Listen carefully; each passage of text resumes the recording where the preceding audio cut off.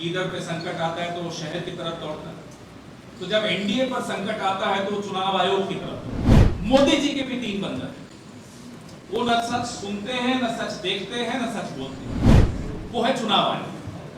चुनाव आयोग पर दबाव इंडिया गठबंधन लगातार बना रहा है। राहुल जी से हमारे तेजस्वी जी ने लगभग तमाम टेक्निकल बातें आपके सामने रख दी हैं और दोहराने से कोई लाभ नहीं है। वो कहते हैं ना कि जब गीदड़ पे संकट आता है तो वो शहर की तरफ दौड़ता है, तो जब एनडीए पर संकट आता है तो वो चुनाव आयोग की तरफ दौड़ता है। गांधी जी के तीन बंदर थे, वो न बुरा देखते थे, न बुरा कहते थे, न बुरा सुनते थे। मोदी जी के भी तीन बंदर हैं, वो न सच सुनते हैं, न सच देखते हैं, न सच बोलते हैं।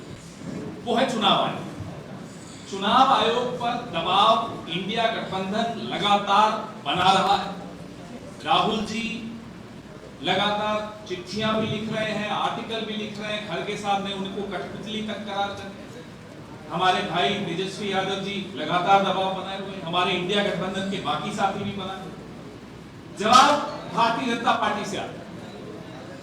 सवाल चुनाव आयोग से पूछ रहे हैं, जवाब भारतीय जनता पार्टी से आता है। हम ये जानना चाहते हैं रिश्ता क्या कह रहा है, क्यों आप जवाब दे दीजिए। जवाब चुनाव आयोग सामने आए। फुटेज कहते हैं, वीडियो फुटेज, जो वोटिंग के दिन की वीडियो फुटेज है, अब वो नहीं दे रहे।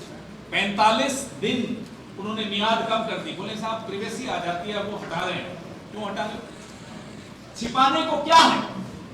अभी हम यही संघर्ष कर रहे थे कि अचानक बिहार में एक डाका डालने आ गया चुनाव आयोग। और डाका सिर्फ आपके वोट पर नहीं डाला जा रहा, ये डाका डाला जा रहा है आपके तमाम अधिकारों पर, आपके वजूद पर, आपकी पहचान पर, आपकी नागरिकता पर।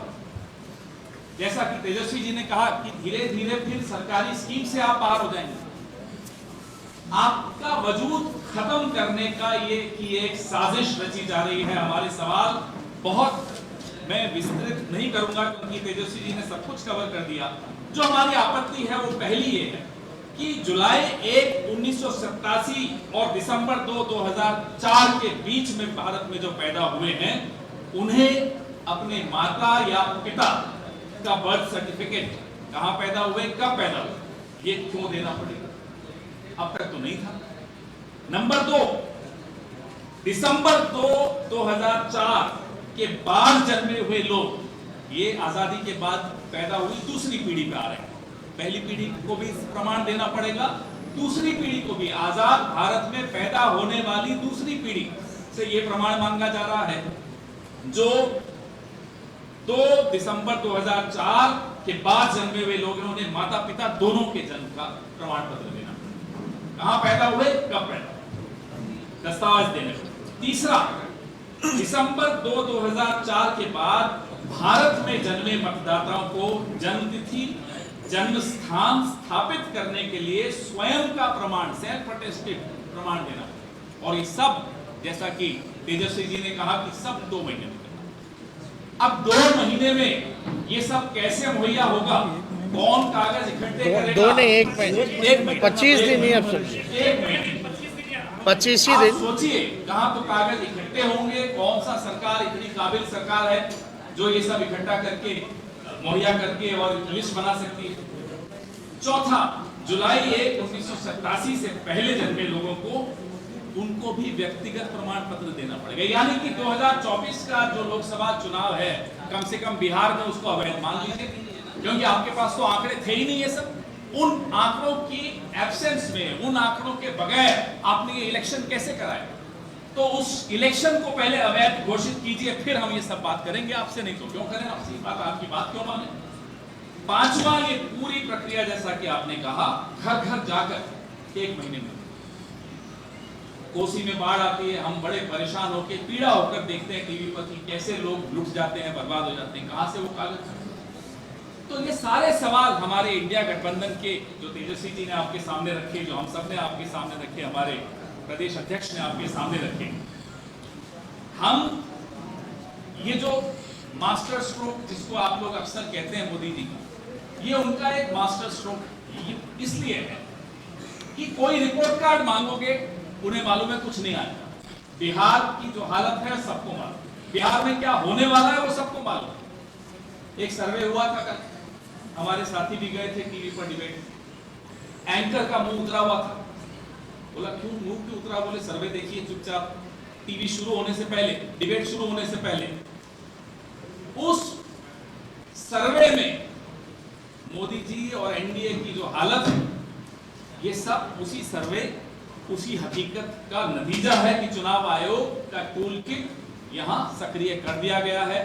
तेजस्वी जी माफ कीजिएगा, आप कह रहे हैं सिर्फ बिहार में हो रहा है। बिहार तो एक प्रयोगशाला है, ये लेबोरेटरी है, ये पूरे देश में करेंगे। ये पूरे देश में एससी, एसटी, ओबीसी, अल्पसंख्यक, तमाम ऐसे लोग, नौजवान सबसे ज्यादा, क्योंकि नौजवान सबसे ज्यादा दुखी है इन सरकारों से। नौजवान परीक्षा में पेपर लीक से दुखी है, बेरोजगारी से दुखी है, उन सबको बाहर कर दिया जाएगा, उन सबको वंचित कर दिया जाएगा वोट देने के अधिकार। पनोरमा ग्रुप, जो सोचता है वो करता है। आपके अपने सपनों का आशियाना। ये लो मुंह मीठा करो, आज मैंने अपना जॉब छोड़ दिया, अब हम पूर्णिया वापस जाएंगे। जॉब छोड़ दिया है? मतलब ये घर कैसे चलेगा? हम करेंगे क्या? और माँ बाबूजी क्या बोलेंगे? इसलिए मैं एक और मिठाई का डब्बा लाया, अपने बिजनेस के लिए लोन अप्रूव हो गया। अरे लोन अप्रूव हो गया वो तो ठीक है, लेकिन पूर्णिया में हम रहेंगे कहाँ? अपना घर भी तो नहीं है वहाँ। इसलिए तो एक और मिठाई का डब्बा अलग से लाया हूँ। हमने पूर्णिया में घर ले लिया है, पूर्णिया के ई होम्स पैनोरमा में। पूर्णिया में पैनोरमा ग्रुप लेकर आए हैं ई होम्स पैनोरमा। बड़ा घर, आलीशान जिंदगी और अत्याधुनिक सुविधाओं के संग। अरे अरे, अब क्यों मुंह मीठा करवा रही हो? क्योंकि हम घर वापसी जो कर रहे हैं। घर वापसी की खुशी पूर्णिया में ई होम्स पैनोरमा के संग। E homes panorama, luxurious lifestyle redefined.